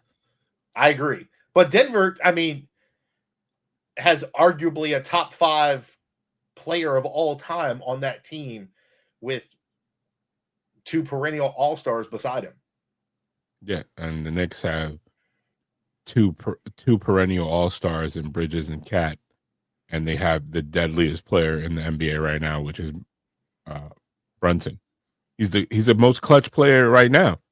I would give him, he is one of the 5 best, if not 3 best. But I think if I've got to take one player to be that killer right now, he's in the West. All I'm saying is last year with a better roster, the Timberwolves folded. And last year, OKC folded in the first round. And that player, I'm not talking about SGA. I'm talking Anthony Edwards. Love him or hate him because he does some not quite Logan Paul. He falls back and Randall is not an upgrade from Cat. Ask the Knicks. He's a different type of player. I think he's better suited for Minnesota than he was in New York, because Minnesota, they needed another ball dominant scorer, and he didn't fit in the Knicks with that because they have so many other guys that need that. But they needed a guy that when Anthony Edwards sits, that they could just say, go down there and get us a bucket, and that's Julius Randle. And then their third player, as dumb as that man is, the poster child for what absolutely should not have been done during COVID, Rudy Gobert, is exactly what they need as their third player, who is just, sure, I'll sit under the basket, I'll get you 10 points, 20 rebounds, and 4 blocks a game, and be a defensive player of the year candidate every year. But we could talk about basketball forever, but going just back, like we do wrestling, going back to Raw, the main event. If we just go down to the nitty gritty, we had a great match between Jey Uso and Braun Breaker. Before we get into the match itself, let's talk about that one little locker room segment that Derek mentioned earlier before we started recording. I think it was just he and I chatting. Is the exact foil that Liv brought into the Judgment Day when Finn took Roxanne Perez into the clubhouse and say, y'all got to meet this girl, Roxanne Perez. I think she's going to be awesome. I think she needs to be here while Liv is gone because Raquel doesn't have anybody to watch her back. And even once Liv is back, having somebody else to go to the ring with them will be crucial. And they're like, I don't know. And Raquel's just scowling, pissed. And then Roxanne's like, hey, guys, I like what you all are doing here, and I brought you some presents. And she gives Dom a box full of chicky nuggies, and she gives Carlito a bag of apples, and they're like, yeah, let's go. Raquel smacks that shit on the floor and says, "All right, you got your gifts. Get out of here."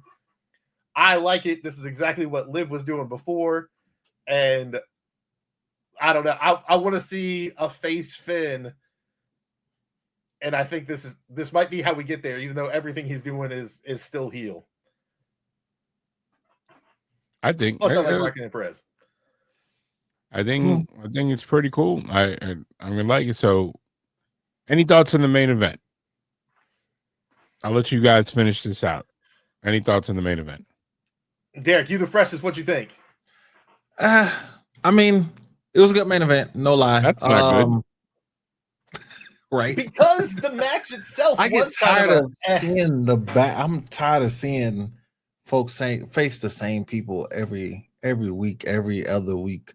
So as of right now, exactly what you would be doing if we were booking GM mode right now.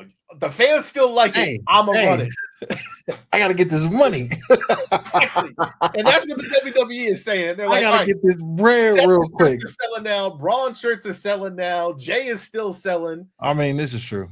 Everybody wants to see Sammy, and I think Punk is top 2 merchandise. Hey man, they gotta sell a free mini PLE, baby. They gotta get those NBC ratings up. You know that's what was gonna happen. I mean, this is true. That's why they're trying to cram as many people as possible onto this. Yeah. And we don't have a Roman right now. We don't have a Cody right now. But we've got this main event. And the match itself was all right. Yeah. But then what happened after the match, after they all attack Jay, and cemented the fact that Logan is not going to win. Well, so we're not there yet, because then we get Sammy comes down to make the save as Seth and Paul and Braun start to gang up on him. Sammy comes down to make the save. And honestly, the best crowd reaction of the entire night, as Sammy is sitting on the edge of the ring, they're waiting for him. Braun and Seth are in there like, come on. Jay's on the other ring apron, already beat down, laid out. Always like that though. It's always Jay. They're trying to make him a underdog champion. You're killing me. I don't want to see that. You gotta make him different than Roman. I mean, he can't be the I'm gonna dominate you, because that's exactly what we just had 4 years of with Roman. That's exactly what we had. He has to be like he's the emotion. He's like, all right, dog, you beat me, but guess what? When it counts, I'ma beat you. Like, you know what I mean? Like, think about his catchphrase. It's all about that. It's like a call for underdog. Yeet. 4 letters, 1 word. Yeet. Like, it's basically like, I don't care what you say. I got that dog in me. Like, you know, I mean, literally, true. like True. I mean, you never want to see people you like always getting beat up. Period. Bro, that's the thing. Like, he's the Bruce Leroy of the WWE right now. He gets beat up by Shonuff time and time again, but when it matters, he's got that power. Yeah, like that's real old reference for any of the nobody's getting booked like him, and that's why his run is unique. Think about it. Like, Cody got beat down, but Cody never got beat down in matches. Cody came out and it was like my man had like his life bar extended every pay-per-view match. It's like my man will go 0-45 in promos. Like, oh man, here comes Cody getting his ass whooped. And then all of a sudden match comes and it's like it's a super Cody. You know what I mean? Mm-hmm. And it's like I think they're organically trying to prop up Jay as the champion. Like, you know what I mean? It's different than Braun. Now Braun, they gotta knock him down a couple pegs for you to understand. Like, having Braun lose in main events in a couple times in the month is brilliant, because then you have a situation where you're like, wait a minute, this guy is not a brick wall. Like, you know what I mean? Like, he's vulnerable now. Like, before, like, if you would have, like, literally 3 months ago, if Jey Uso was the champ and let's say Braun Breaker was getting a title shot, you're like, oh, so he's gonna lose tonight. Yeah. Like, you know what I mean? Now you gotta the only way he keeps that belt is by DQ a month ago. Yeah. Yeah, like that. Like he's being booked. I'm trying to think of who he's ironically doing the Seth, when Seth was face and he was the IC champ, and when he had the WWE title when he was face that one time, that's he was getting the knockout dragouts and pulling it off. You know, it's just I think Jay is a character that flaws and all, like you're seeing him. It's like and this is gonna come like a weird correlation. It's like Invincible. Like you've Okay. seen that cartoon? Yeah. Okay. I get what Like you're saying. you know what I mean? Yeah, Like Mark Invincible Grayson. gets beat down for 2 episodes. Then he's like, "All right, now Like, now you know I'm what I gonna mean? fuck." And it's not a dominant, all right. It's like he pulls the energy from the crowd, from his brother getting handcuffed, that it's like it motivates him to go to another show plus ultra. Like, you know what I Yeah. mean? So I mean, he's Goku when Krillin got killed on Planet No, Namek. no, no. He's more, versus he's Frieza. more, he's more like Naruto, where Naruto will get handed to him, and then he's like, all right, then he pulls out something. Because like that's one thing. It's funny outside of, you know what, you're right. I'll give you that. That arc, that was the only time that I was like, oh man, Goku was in trouble. But since then, Yeah, the yeah, man no. has been After super that, I mean, simple. I think you no. hit the nail on the head with the Yeah. Mark Grayson Invincible reference. Yeah, For everybody who hasn't seen it, you got to be able to take a little bit of gore, but it's animated gore, so it is what it is. So it's like that's Mark Grayson is animated like he's invincible. He has to, like, the whole story of that entire comic or show. He has to earn that name, just like main event Jey Uso. Yeah. Like No, I get you. he's I get you. that's his name is a an accomplishment that he wants to have. I think a couple years from now, 5 years from now, if Jey Uso is still a singles wrestler, he's gonna be the guy that, like, remember when Shawn Michaels used to come back and it's like, oh man, he's amazing. That is like, oh, I'm like, you're like, man, I love the fact that Shawn is mixing it up with this new talent. I think that's gonna be Jay. I think he's gonna be like, you know, the veteran that is like, yeah, I've been there, kid. Like, you know, like I held the world titles and all this stuff. And, you know, I think at a certain point we'll see the final form of Jey Uso. And then that's when, you know, he doesn't have to play the emotional on the rise. You know what I mean? Yeah. But I think it's a good position for him. I think if he would have been beating people, like if he was all of a sudden has no, like, okay, Logan Paul, Cody Rhodes, when they did the same exact program, everybody knew that Cody Rhodes is gonna win. Now the internet are like hearing rumors like, wait a minute, are they gonna give Paul the belt? Can they do it? Like, Jey Uso's not that great. Maybe they're gonna do it. Or then they're gonna be people that are gonna be calling for it. I think it's a great spot for Jey Uso. I think you know, we look up and like, I think the fact that it's like they're doing a better version of what they did with CM Punk. You guys remember his first title run? Yep. When he cashed in Money in the Bank, and like it was what's his name? Bradshaw was like already a foregone conclusion. Like, yeah, so when I beat you for the belt, like, you'll go back to wherever you're at. You know what I mean? But unfortunately, they booked it so messed up that he was fodder. Like, Randy Orton punted him out of his like second title shot. But I don't think they're doing that with Jey Uso. I think they're actually propping him up, like, to the point that everybody's like, oh, I got a chance versus you. You know, like the payoff was a lot better. Like, Gunther is gonna probably go in and be like, okay, Jay, enough is enough. I'm gonna get my belt back, and kind of like, you know, I'm already looking ahead and past you, and it's not gonna happen. I think that's kind of where this Seth Rollins thing is going.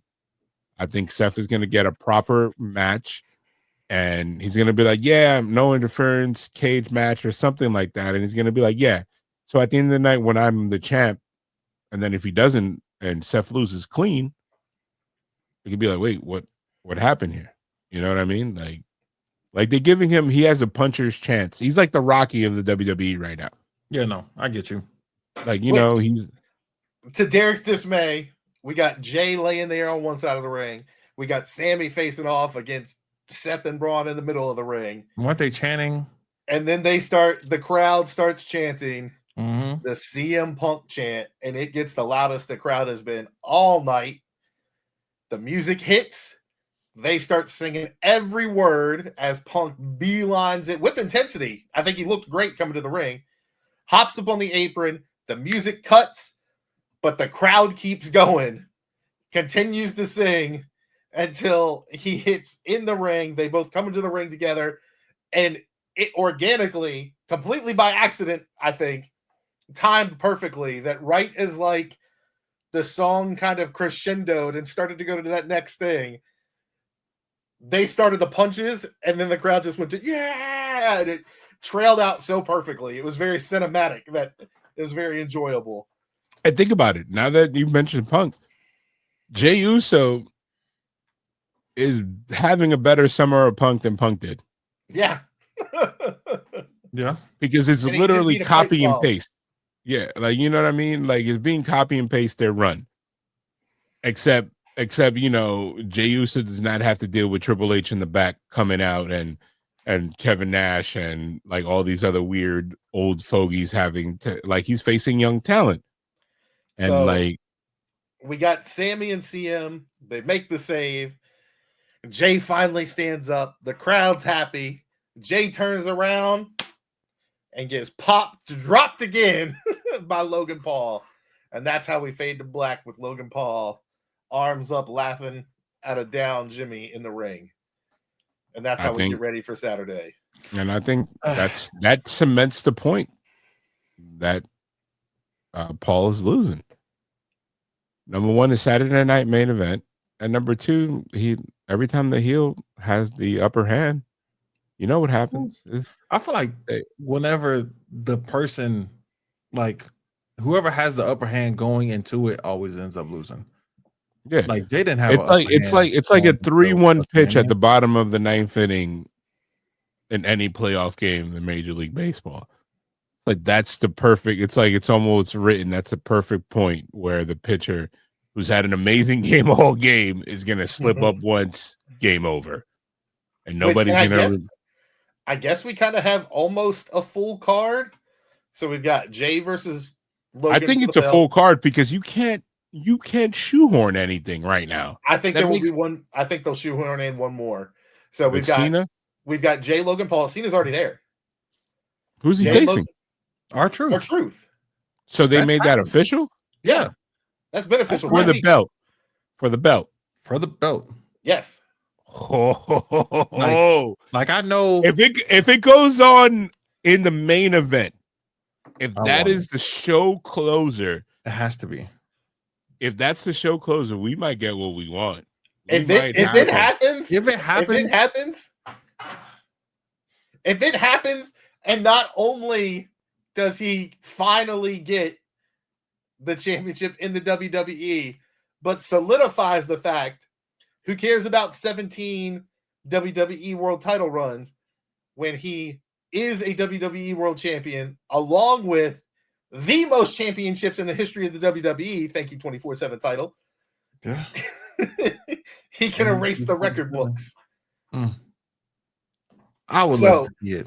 Jey Uso, Logan Paul, R-Truth, John Cena, Drew McIntyre, Damian Priest, Steel Cage, and then it has been made official: Seth Rollins, Braun Breaker, CM Punk, Sami Zayn tag match. I think we'll see one more shoehorn, and we actually didn't even mention it. I thought the New Day had a match. Oh, is that 10 or is that Money in the Bank? That triple threat for the tag team title. I think it might be. Is that Raw?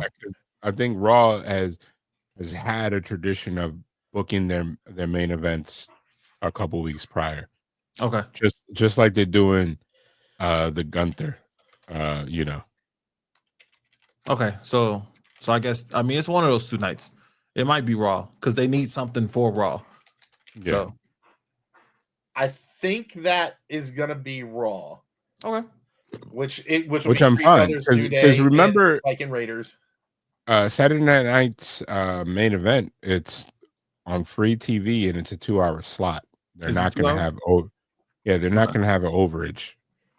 But I do think we see one more, and we actually didn't even mention her, which disservice to her, because Lyra Valkyria cost Becky that shot and let Mhm. Roxanne get the pin, I think we see Becky versus Lyra Valkyria added to that Saturday Night Main Event. And so I'm gonna Because there's no women's matches on the card right now. I'm gonna go on record and say that if Cena is the main event, I think it's gonna happen.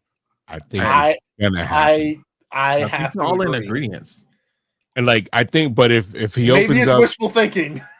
I think if he opens up the show, no chance in hell, unless they swerve us all, and it still happens. I mean, I'm here for the swerve. If it's not the main event, I can't see it happening.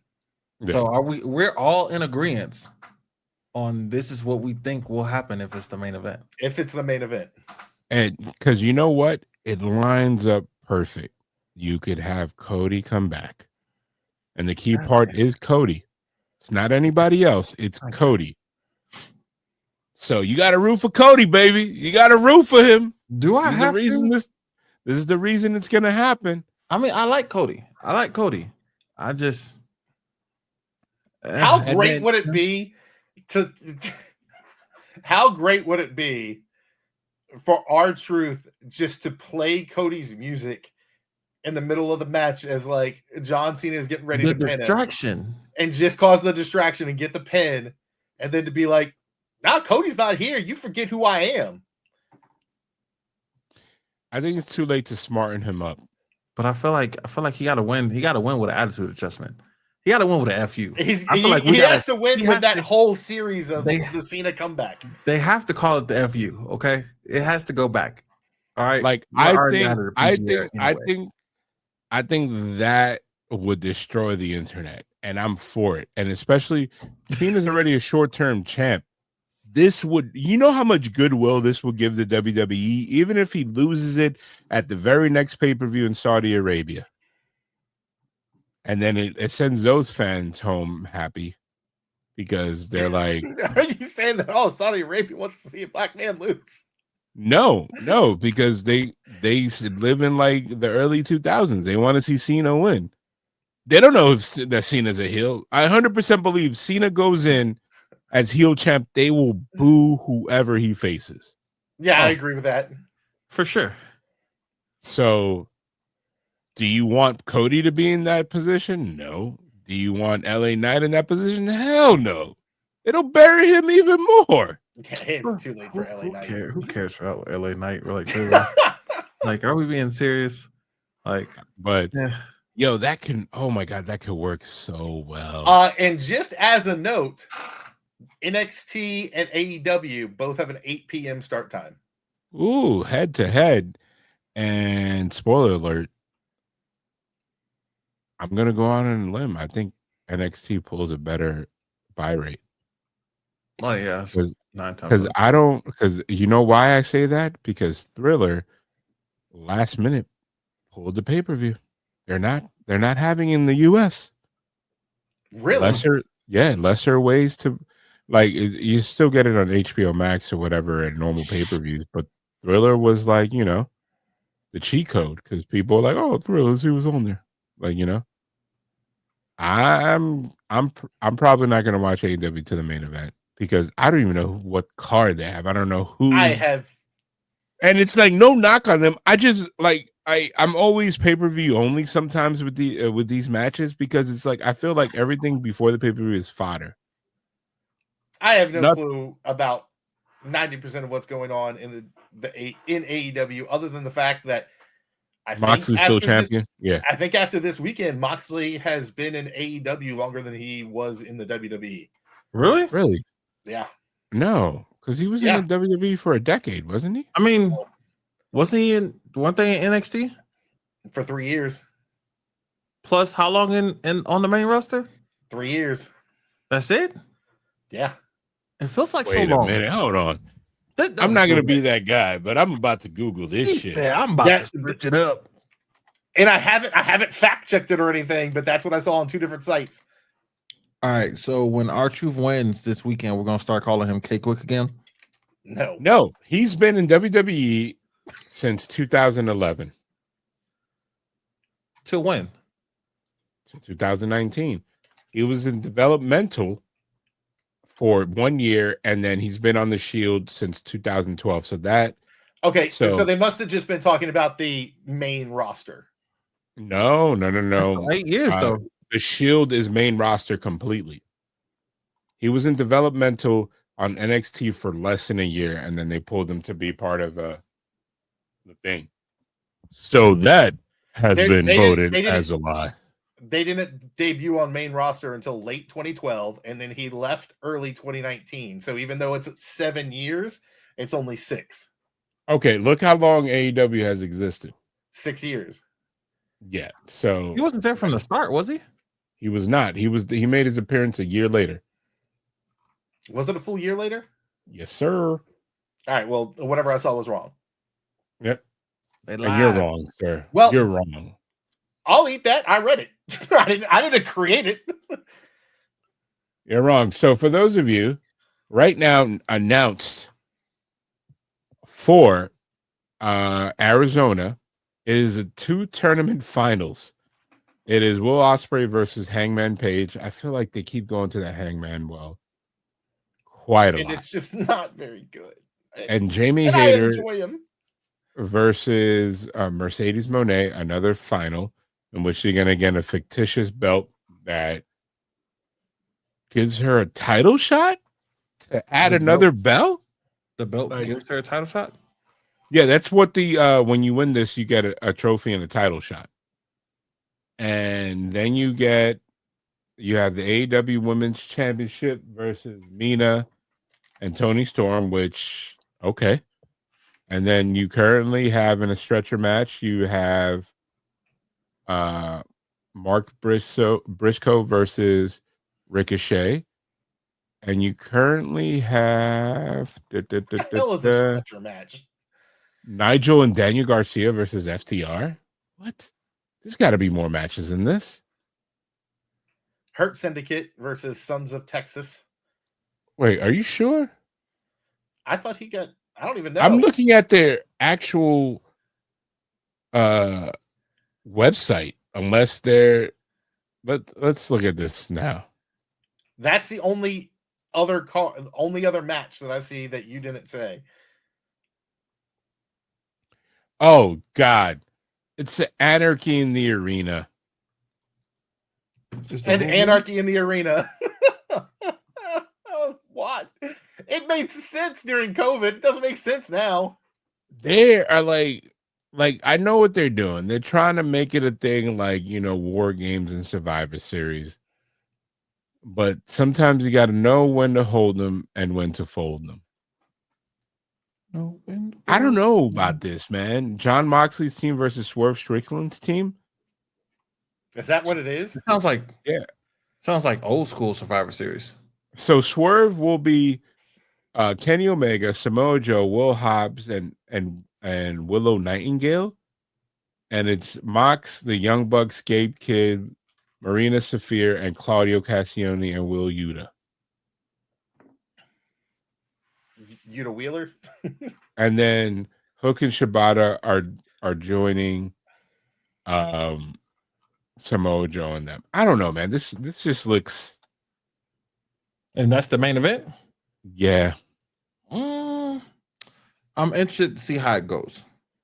But also, I'm here for anything. I can tell you what's going to happen. They're going to have a golf cart spot. Always. Why would they? It makes sense. They've had it every single year. I know. And I know WWE copied it, but even WWE was like, this is stupid. We don't need it anymore. They did it, ironically, for the second time we mentioned in the show, Roman Reigns, Kevin Owens match. That's the only time WWE did the golf spot. The golf cart spot. Wow. That was a long time ago. Or feels like a long time ago.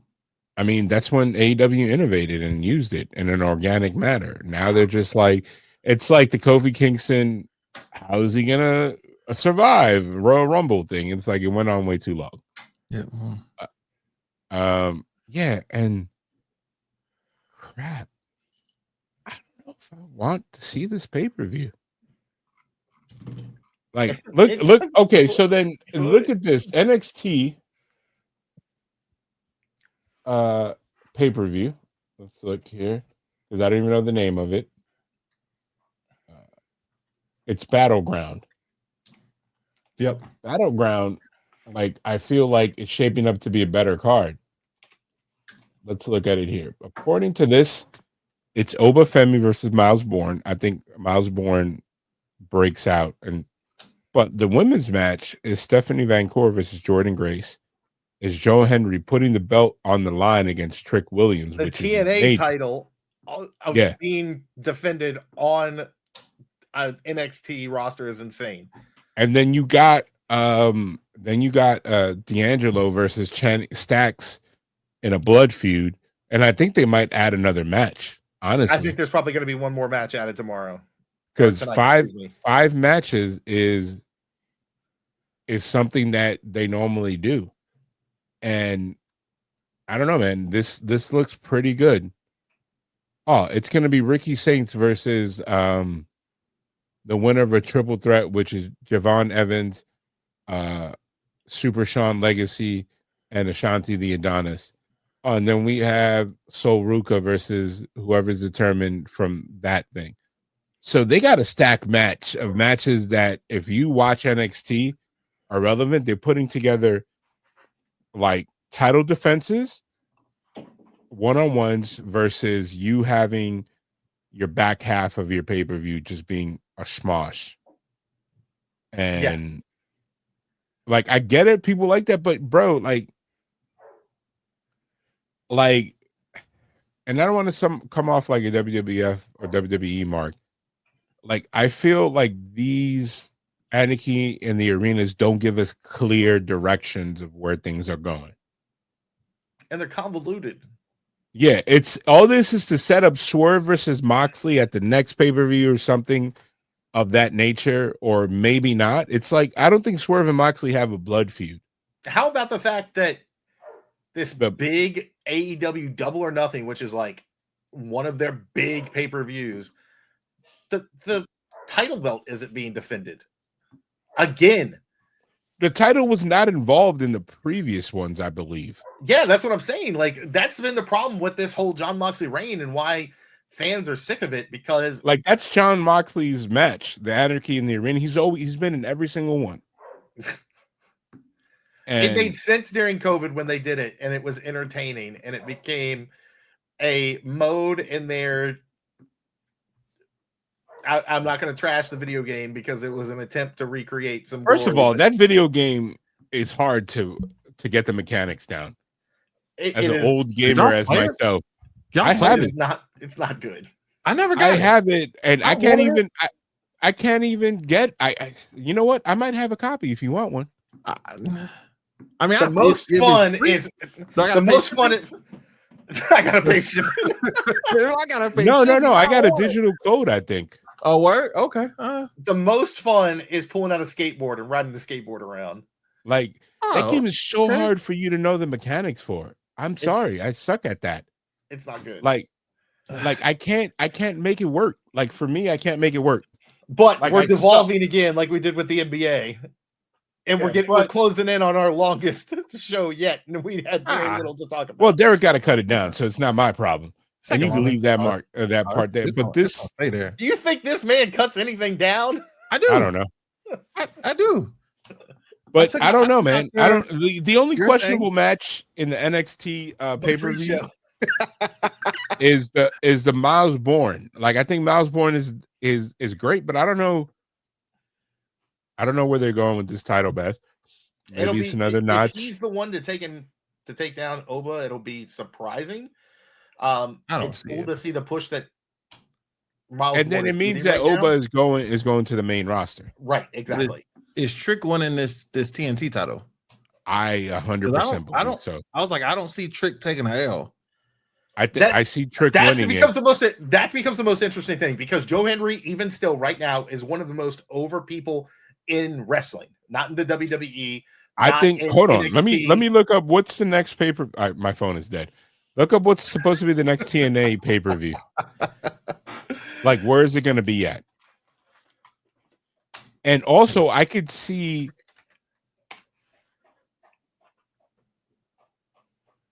So, the next. So they have Under Siege, that's an Impact team. The next, so they have Against All Odds on June 6th. Where? The day before Money in the Bank? In Tempe, Arizona. I don't know. I think that might. But in Wait, July, so there's a pay-per-view in Tempe, Arizona. Hold on. On June 6th. Now. Listen, y'all know y'all supposed to be coming out to LA for Money in the Bank, right? On July No, we're not. 20th. We're not. We can't make it happen. On July 20th is Slammiversary. Oh, Red Eyes. Ooh, Trick headlining Slammiversary. Where? And they are in Long Island, New York. Oh, that would be one that I would consider going, hey, Marcos, let's go to New York. Yo, that's pretty decent. That's pretty decent. So I don't know, man. Like I want Trick Williams to win the TNA title. I want them to break the internet. I want them to like, okay, this is legit. Because I think WWE plays ball. It's gonna be a hype weekend. I think if WWE plays ball, I think Trick Williams goes on their roster for like 6-8 months and like wins and lose. Like, you know what I mean? He's involved. It's not a Kenny Omega, like, I'll see you 3 months from now as I hold your belt hostage. Which I think if it happens, I don't think he holds it that long. I think he either says, you know, hey, and I gotta go do this other thing, like, or something. And I got Joe Henry winning the NXT belt before the end of the year, if that happens. Being double champ. I agree with that. But if it happens, I think Slammiversary, Joe Hendry or somebody would take it off a Trick. I think, honestly, if you give that and then somehow, if let's say Obafemi loses to Miles and then you have Trick Williams do a TNA title versus NXT title, and then he comes in with both belts and winner takes all and Slammiversary, boom. Joe Henry being a WWE champion. I could see that completely. Yeah, like that. And then it's like, I mean, we've already. And then you know what, Derek? Then you have to believe. I've already started watching some of his matches, so you have to believe in Joe Henry, baby. It's not just he's his matches. good. It's not just his matches. The other thing that's gotten him over is musically he's gifted. Yes. And one of the best things about him musically is the parody stuff that he puts together for his opponents. So that they become singles. I remember Joe Henry in Ring of Honor. Joe Henry in Ring of Honor, like, so the thing about him is 2 Ring of Honor wrestlers went and did Bachelor, and I think Joe Henry was one of them. The other person was forgot his name. He's a black wrestler that used to be partners with